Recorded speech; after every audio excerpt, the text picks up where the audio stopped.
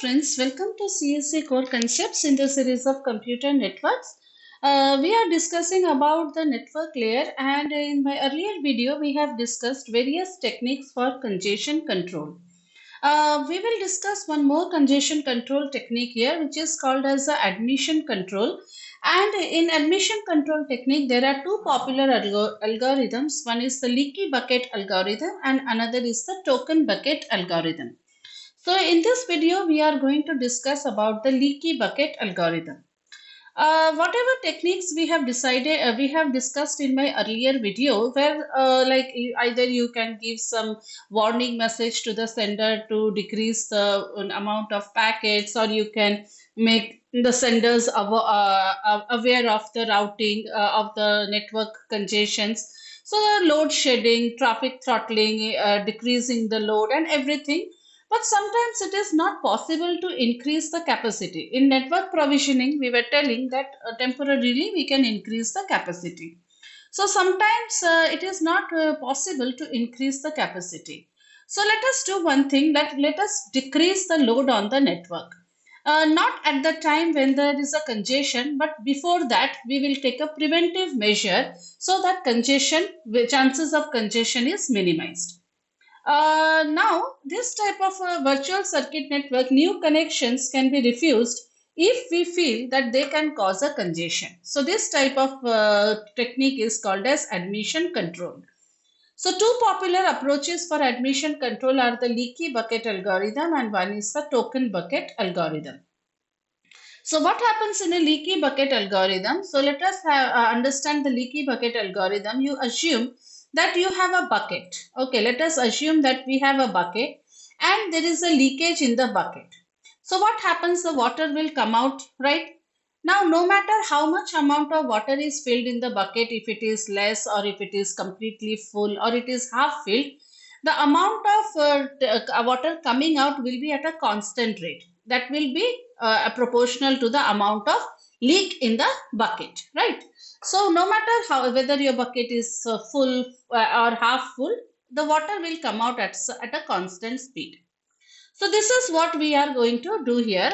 That is, we want to have we are considering a bucket, let's say, that is an incoming traffic. So whatever is the incoming traffic, that is inside the bucket. So network traffic shaping technique, and it is similar to how a bucket is leaking, right? So how does it work? So we have incoming traffic. So data packets are arriving from various types of senders. The speed at which they are arriving is very much varying. Sometimes it is very high, bursty, sometimes it is very less. So anyway, whatever data packets are coming, they are coming to the bucket. Let us say a host computer, right? Now every bucket has a fixed size. When you go to buy bucket in the supermarket, you buy a 10-liter bucket, 20-liter bucket. So every bucket has a fixed size. Now when you are filling water in the bucket, after it has filled up, what happens? The extra water which you are still filling in a filled bucket, it spills out, right? So similarly here also, if every bucket has a size, and if you are adding more packets to that bucket, it will spill out. That means it will be removed. And every bucket is a leaked bucket. So the packets are removed from that leakage area in a queue, right? So if whatever data is coming, they will get inside the bucket, and coming out will be one by one, that is in a proportional to the leak rate. So basically what happens here is that whatever incoming data is there, it is going to be filled in the host computer. Now the packets are arranged in a FIFO order, that as the packet have arrived, they will be going out. Okay, so they will wait for their turn to be processed. Now the leaking is what? Basically there is a timer. Okay, so it ensures that the packets are transmitted to the network at a steady predetermined leak rate. So the leak rate will be predetermined, and overflow means if more than the bucket size, bucket capacity packets are coming, those packets will be discarded or dropped. So this will help the network from becoming overloaded.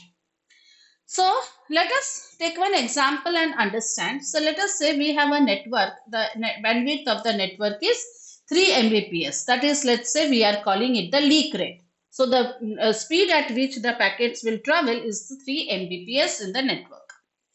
Now we are having the leaky bucket to confirm to its commitment that we make sure that the data will come out only at a 3 Mbps rate, not more than that. Now the host sends a burst of data. The sender sends too much of data, like almost 12 Mbps data for 2 seconds. So in 1 second it is sending 12 Mbps. For 2 seconds it will send 24.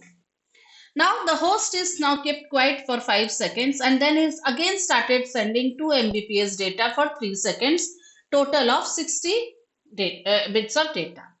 So in all together, how much the host has sent? Some 30 megabits of data in 10 seconds. Because first 2 seconds, then 5 seconds it kept quiet, and then again 3 seconds. So total in 10 seconds, the host has sent some 30 Mbps of data. Now the leaky bucket will smooth out the traffic at the rate of what? Only 3 Mbps during the same 10 seconds. Whatever data is coming, 30, 40, whatever, it will only leak out at the rate of 3 Mbps. So let's say our buffer size is 10,000 MB. The leak rate is 1000 MB. So at a time only 1000 MB data can come out of that bucket. So let's say our bucket has this much data packets. So my bucket has 5 data packets. The first data packet is of size 300 MB, second is 400, third is 500, fourth is 400, and the last one is 100. Now in the first iteration, what will you do? Always you have to remember that the leak rate should be either greater than or equal to the packet size. So you pick up the first packet. Can it pass through? Yes. Now if I combine both the packets, can both of them together pass through? Is the leak rate enough? Yes, 300 plus 400 is 700, which is less than your 1000. So it can go. Can I combine the third one, 500? No. 700 plus 500, then it will become 1200, and 1200 more data than the leak rate. So it cannot go. So I will only send packet 1 and 2 to the network.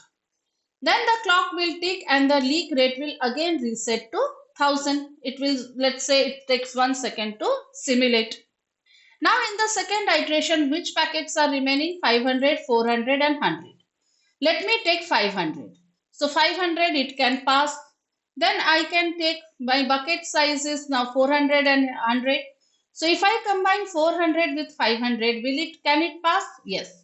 400 plus 500 is 900, which is less than your leak rate 1000. And if I combine the third packet, that is 100, will it? Yes, because 1000, and your leak rate is 1000. Understood? So it can easily pass. So this all data will be passed in the front of the queue, and one by one they can pass through the bucket. So I hope you understood the working of this leaky bucket algorithm. So this is the host computer, and you have incoming packets, and every bucket has a fixed amount of size. So it can hold that many packets, and rest it is going to drop. And the outcome will be, outgoing packets will be at a constant leak rate, so that there is no network congestion. So always the amount of packet coming out should be either less than or equal to the leak rate. So I hope you understood. If you understood, please do press the like button and don't forget to share and subscribe to CSE Core Concepts. Thank you.